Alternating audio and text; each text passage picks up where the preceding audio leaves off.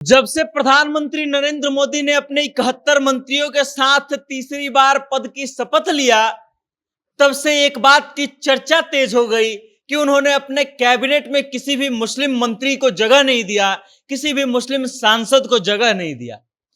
इस पर तमाम तरह के डिबेट शुरू हो गए, तमाम तरह के आरोप प्रत्यारोप लगने लगे और उसके बाद तमाम चीजों की चर्चा होने लगी। लेकिन एक चीज छूट गया, वही चीज हम बताएंगे आपको और बताएंगे कि इस तमाम आरोप प्रत्यारोप में किसने क्या आरोप लगाया, इसका जवाब क्या दिया गया और उसके बाद बताएंगे कि कौन सी चीज छूट गई। लेकिन उससे पहले नमस्कार, मेरा नाम वेद प्रकाश है, आप जनता जंक्शन देख रहे हैं और कैमरे के पीछे हैं विशाल। आइए अब हम आपको बताते हैं कि जब से प्रधानमंत्री नरेंद्र मोदी ने तीसरी बार प्रधानमंत्री पद का शपथ लिया और उनके साथ 71 मंत्रियों ने शपथ लिया, तब से एक चीज की चर्चा तेज हो गई कि उन्होंने अपने कैबिनेट में या फिर अपने किसी भी मंत्रालय में किसी भी मुस्लिम सांसद को जगह नहीं दिया। अब कमाल की बात यह है कि इस पर आरोप लगाया तेजस्वी यादव ने कहा, भारतीय जनता पार्टी पर आरोप लगाते हुए कि इनको सब धर्म को एक साथ लेकर के चलना चाहिए, सब धर्म के आधार पर और जाति के आधार पर भेदभाव नहीं करना चाहिए और भारतीय जनता पार्टी ने एक भी मुस्लिम सांसद को नेता नहीं बनाया, मंत्री नहीं बनाया, इसलिए यह बात बिल्कुल गलत है। इस आरोप का जो जवाब है गिरिराज सिंह ने एबीपी न्यूज से बात करते हुए दिया और कहा कि जब एक भी मुस्लिम सांसद चुनाव जीतकर के सदन में पहुंचे ही नहीं तो हम कैसे किसी को मंत्री बना देंगे। जब उन्होंने अपना प्रतिनिधि चुना ही नहीं किसी को, तब हम कैसे किसी को सांसद बना देंगे। अब कमाल की बात यह है कि 2024 के लोकसभा चुनाव में 78 मुसलमानों ने चुनाव लड़ा था और मात्र 24 मुसलमान हैं जो लोकसभा पहुंचे। वो भी भारतीय जनता पार्टी से एक भी मुस्लिम सांसद जो है लोकसभा नहीं पहुंचा।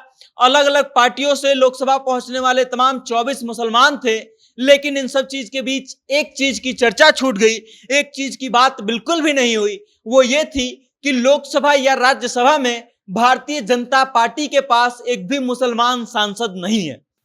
अब कमाल की बात है कि भारतीय जनता पार्टी के पास लोकसभा में भी एक भी मुस्लिम सांसद नहीं है, राज्यसभा में भी एक भी मुस्लिम सांसद नहीं है।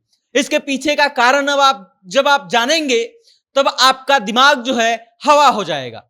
जानते हैं क्यों? क्योंकि भारतीय जनता पार्टी ने लोकसभा चुनाव के समय में मुस्लिमों को टिकट देते समय इस बात का ध्यान ही नहीं रखा कि मुस्लिमों को भी टिकट दिया जाना चाहिए।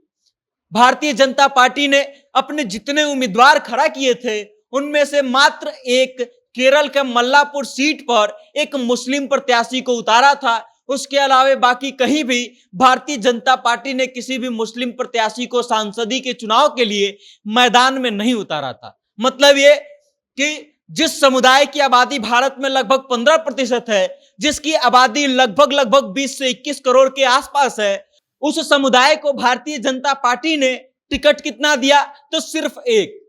आप समझ लीजिए कि हिंदूवादी छवि को हरदम भारतीय जनता पार्टी जो है पोर्ट्रे करते आई है, ये बात सिद्ध करने का प्रयास करती है कि हम हिंदूवादी हैं, हिंदुओं की बात करते हैं, हिंदुओं की हक की लड़ाई लड़ते हैं।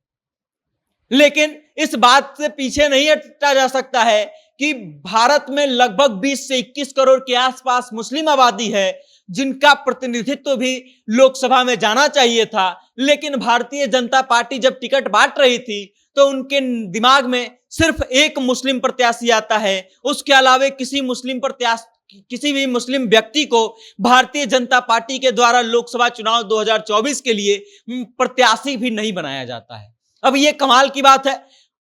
कमाल की बात यह है कि लोकसभा में जिस मुस्लिम को प्रत्याशी बनाया गया था भारतीय जनता पार्टी के द्वारा, वह प्रत्याशी भी चुनाव हार जाता है और इसलिए भारतीय जनता पार्टी का आंकड़ा जो है लोकसभा और राज्यसभा में मुस्लिम सांसदों को लेकर के हो जाता है 0।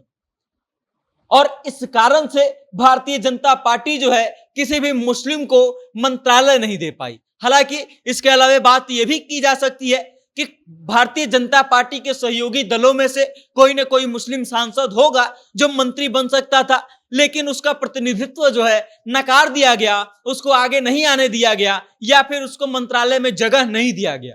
बाकी इस खबर को लेकर के आप क्या सोचते हैं? भारतीय जनता पार्टी के इस कारस्तानी को लेकर के आप क्या सोचते हैं? और तेजस्वी यादव के आरोप को कितना सही मानते हैं आप? कमेंट के माध्यम से अपना विचार हम तक जरूर भेजिएगा और देखते रहिएगा जनता जंक्शन।